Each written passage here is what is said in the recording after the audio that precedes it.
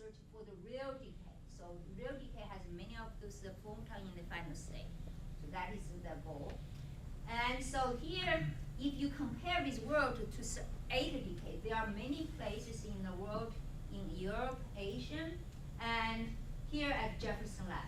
Now, compare with other facility, all the other facility, they are one thing unique is they are produce eta prime at the nearest ratio. That means they are low energy.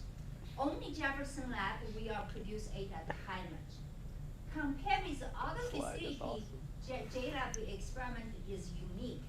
For this experiment, as I said, the only thing is we require to this is the existing fluorocalorimeter, as you can see, made out of lead glass detector.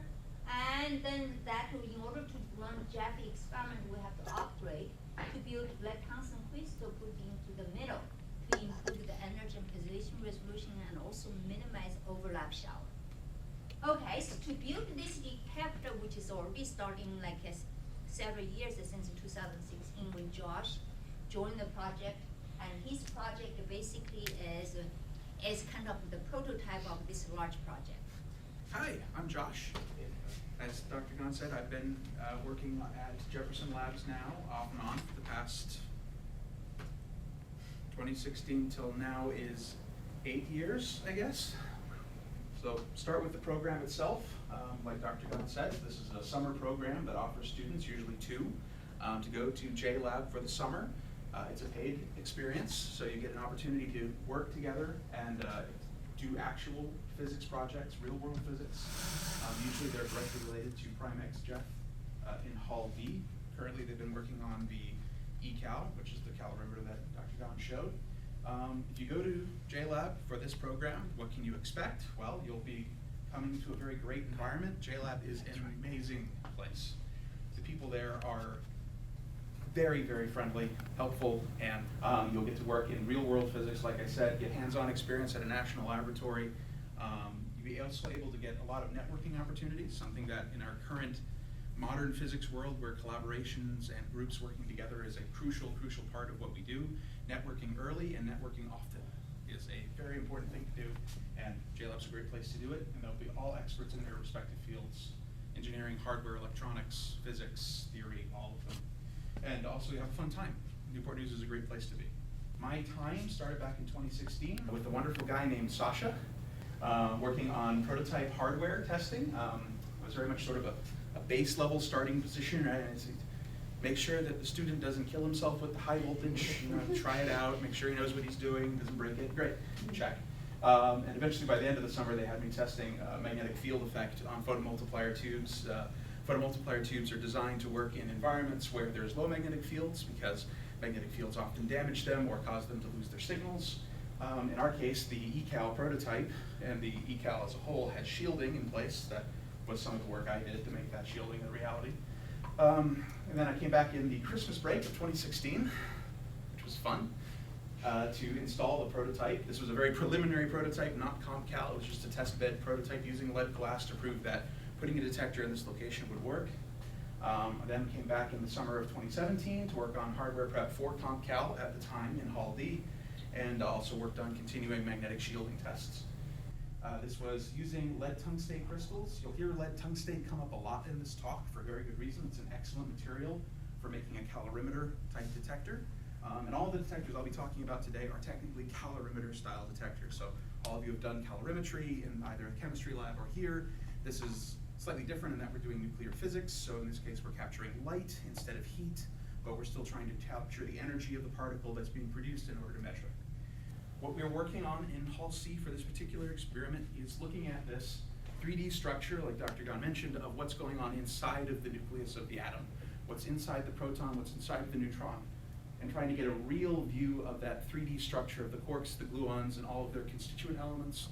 And that's very, very complicated because everything's moving at relativistic speeds at these kinds of energies. So there's a lot of factors that go into understanding how that works. I don't have time to go into the full detail of all of that here, but an exclusive process is something that we use in particular called deeply virtual Compton scattering.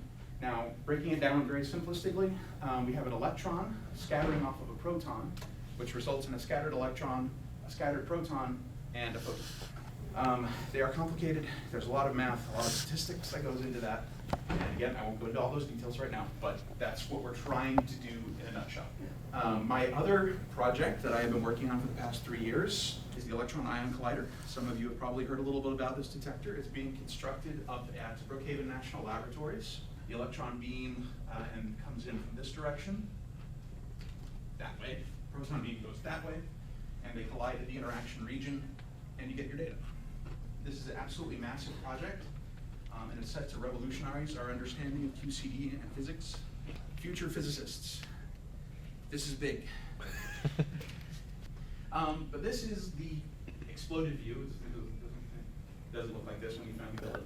Of everything laid out. So this is a absolutely massive detector. To stand inside the hall where the current one is that will be replaced, this will replace it, and it's just this, it's huge. This is what we do. We work on making it a reality. I'm part of the group that works on ensuring that all of the necessary sub-detector elements are inside of their envelopes, making sure that the confinement constraints are well set so everybody knows what's being built, making sure that the groups have all the necessary dimensions, making sure there's room for cables, cooling, signals, processing. This is what you guys can be working on too. When this is finished and when this is built, and even before it's finished being built, we need people working on it now too. Thank you again for Dr. Gahn for inviting me here. This is sort of the end of my talk. Thank you to all my colleagues and professors, specifically all the professors that are here in this room that taught me while I was here at UNCW and all the other people elsewhere. Thank you for your time. Do you want to do questions now or later? Later. Later. So this will be- See you guys. All right. Well, Dr. Gahn gave you the high-level overview. Josh talks a lot about his work, but what does an undergrad actually see when they go to J-Lab? So Shane and I had the opportunity to go last summer, and we're going to tell you a little bit about it. The first thing you do when you go to J-Lab, you spend 2 weeks sitting down with the pamphlet, studying all of the different hazards that you'll find at Jefferson National Lab. It sounds tedious, but it's actually not that bad. A lot of the information is actually fun to sift through, but you learn a lot of fun facts during the process. For example, you actually get exposed to more radiation in everyday life than you do working at a national laboratory.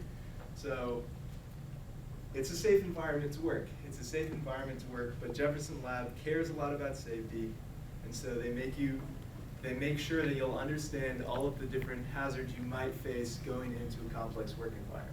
Because that's what this is. It's a complex work environment.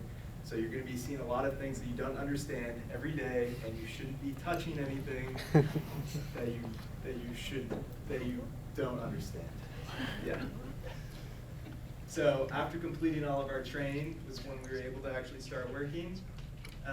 This was actually a historic moment because it was when we finally finished our ladder training. Oh yeah, believe it or not. While we were there, we had the opportunity to go to a number of lectures that covered introductory particle physics, and we got to learn a lot about machine learning, which is super important actually for particle physics because the amount of data that they take in is astronomical. One of the biggest applications of this actually is separating background noise from the data. And as they're collecting data, they use machine learning techniques to separate good events from bad events. We had the opportunity to actually walk around the whole lab while we were there because they had their first open house. They turned the whole lab into like a kind of scientific exhibit. You got to walk around, you got to talk to staff scientists and see what work goes on at different corners of the laboratory because as Josh talked about, there is loads of things going on at every corner of the laboratory and they're all different from one another and they all have to work in harmony. It's a really complex environment, but it's super cool to walk around and see how it all fits together. And they even had cool exhibits set up. For example, one of them was a muon detector, which was super cool because, I mean, when Dr. Gahn was telling me about muons, how there's charged particles raining down on us at all times from the atmosphere, it sounds a little hard to believe. But some of the exhibits they had set up were like cool visual aids, where like an LED would flash every time it detected a particle from the atmosphere. So it's super cool because it made particle physics like a little bit more believable. That was fun. Here's an overview of the lab, but I think we already saw this in Dr. Gahn's slide. The accelerator tunnel is where they fling the electron around and bring it to super high energy levels before sending it to the different hulls to collide with the different targets that they have set up. So in Hull D, we use a hydrogen target, and Hull D is unique because it's the only one that uses a photon. So what we actually worked on was the forward calorimeter, the eCal upgrade, which was super neat. And after we finished all of our training and everything, our day-to-day pretty much looked like walking into the lab, collecting our dosimeter, and saying hi to the engineers that were sitting above the laboratory. They were always super hard at work. And then walking down into the tunnel and continuing our tasks for the day, which Shane's going to talk about. So what did we actually do, right? So there's a lot of cables. There's a lot of cables. And of these columns you'll see, and plug them into these cable crates. They had to be organized. Occasionally they had to be reorganized, plugged in, and we also managed some fiber optics as well. All right, thank you guys so much for coming to our talk. And do we have any questions?